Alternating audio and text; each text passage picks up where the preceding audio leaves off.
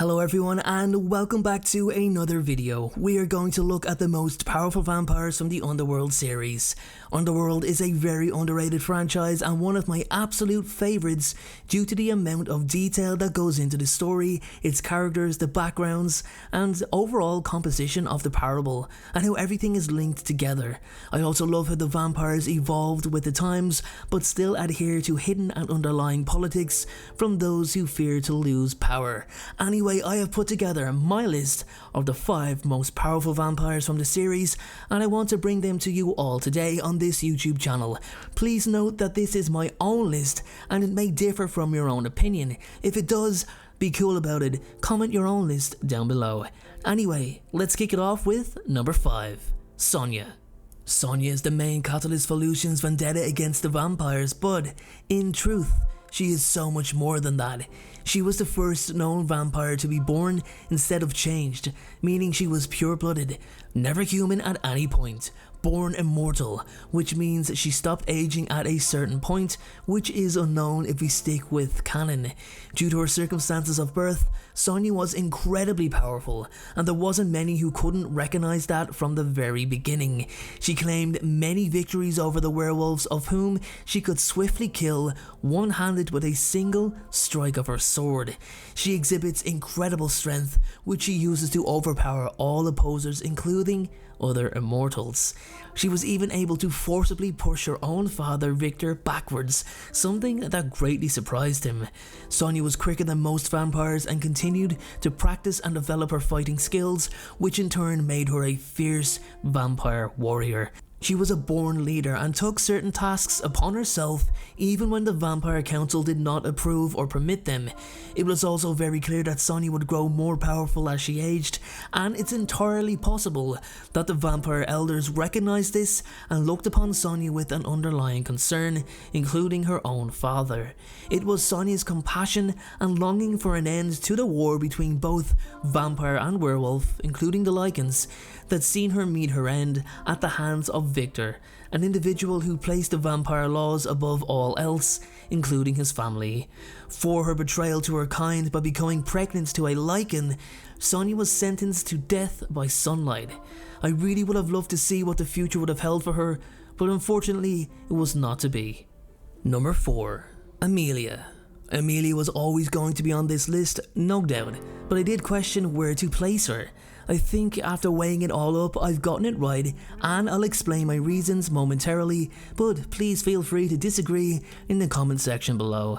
Amelia is one of the very few vampires to be sired by Marcus, the first of their kind. During the events of Underworld, she was one day away from finishing her century of rule and was preparing for hibernation until she was ambushed and killed by the Lycan Rays. Amelia was one of the most skillful fighters the Coven had ever seen, and that was not just because of the fact she was an elder. She devoted much time to developing her style of combat, which was already quite flush from her time as a human. She was directly responsible for leading the charge to hunt down Werewolf William, which she done successfully. Amelia was also quite confident in her own abilities, but may have overlooked the strong possibility of a successful attempt on her life. What she had in direct skill, power and tactical knowledge, she may have lacked in an overall cautious approach to situations that required a different approach. Like Victor, Amelia knew that she shared the same lust for power, but was well aware that it was integral to keep Marcus at bay, as it was the latter's single goal to free his brother from the captivity that she and Victor placed the werewolf in. Amelia was also one of the few vampires able to conceive a child, as she bore a son David sometime around the year 1990. She rightly deserves her place on this list. Number 3, Marcus Corvinus. Marcus Corvinus is the first of his kind, the first vampire to ever exist. Son of the immortal Alexander Corvinus, Marcus inherited his father's gene, giving him eternal life until the gene mutated after he was bitten by a bat. Being the original vampire, Marcus was bestowed with numerous enhanced abilities, including superhuman strength, speed, agility, sight. However, he relied on blood to survive. In an attempt to subdue and defeat the overwhelming overwhelming werewolf race which was growing by the hundreds every day and led by his twin brother William, Marcus enlisted the help of Victor and Amelia in order to do so. Victor a ruthless warlord and Amelia a skillful fighter. Being the first vampire, it was widely believed that should Marcus die, then the entire race of vampires would die along with him, as they are all connected to him. Marcus used this to his advantage, knowing that any other vampire elder could not harm him. He was a fierce warrior and extremely persistent with his long-term goal to free his imprisoned brother William. Marcus's sympathy for humans decreased to nothing as the centuries passed, and his frustrations at being thwarted at every step by the other elders, seeing his frustration turn to rage, which in turn saw him become severely unstable.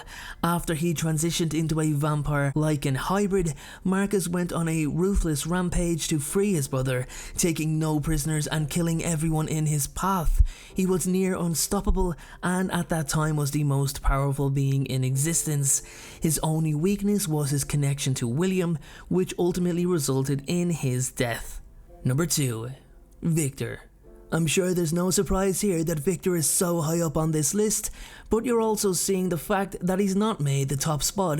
Bear in mind guys, this is a list of the most powerful vampires in existence in Underworld, so to even be in the top 5 shows that there's a very fine line between all these vampires. It really is marginal. Victor is the first human to ever be changed into a vampire. Marcus Corvinus sought his help to put down the infestation of werewolves in exchange for immortality, which Victor gladly took as he was possibly hours, if not moments from death.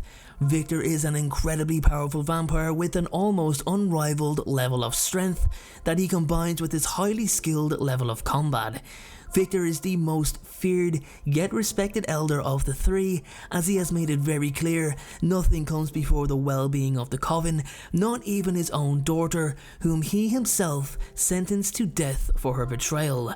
Victor has also edited coven history to show that he is the first vampire to exist, not Marcus.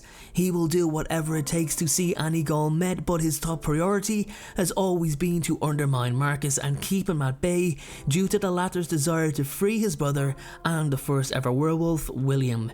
Victor despises werewolves, and despite so many hybrids in today's age, he would have never allowed such a union of the bloods to have happened had he not been killed by his protege, Celine. Besides Celine, he is the most recognisable character from the Underworld series and rightly deserves a place on this list at number 2. Number 1. Celine. Was there any doubt that Celine would take top spot on this list? I don't believe so. Celine was originally the protege of former vampire elder Victor, who, after killing her parents, could not bring himself to do the same to her, as she reminded him so much of his daughter Sonia, of whom he executed for treason. Victor tried to mold Celine into the daughter Sonia was not. Under Victor's mentorship, Celine became the deadliest warrior within the coven. She actually completely forgot what it was like to be human after submerging herself into a cold, platonic, humorless being who does not accept nor deal with feelings that may influence the effectiveness of her work as a death dealer. Celine has killed Victor and Marcus, 2 of the 3 original elders and the most powerful vampires to ever walk the earth. She kills super lichen Quint and other extremely powerful lichens Vragus and Crandil. She is the ultimate killer when she has to be, but also learns to accept that opening up to her feelings can be a good thing even if it does create vulnerability. Celine became the first hybrid from the Corvinus strain, which further enhanced her abilities. She's the face of Underworld for a reason. Celine never goes against her gut and always seems to be accurate when she has doubts about something or someone. After the events of Blood Wars, she took her place as one of the new vampire elders, alongside David, pureblood son of Amelia, and Lena, pureblood daughter of Vidar. There you have it everyone, that's my top 5 list of the most powerful vampires from Underworld. Your list might be different and that's okay, Be cool about it. Comment it down below. I genuinely want to see how many of you would rank your own most powerful vampires. I know, for example, David, Lena, Eve, Vidar, Craven, Thomas, amongst many other vampires did not make this list, but I did consider them all. Thanks again for watching. Hit the like button, it tells YouTube I'm doing something right. And if you want to join the Vampire Folklore family, click that subscribe button and join us for the next video. Thanks again, and I'll see you soon.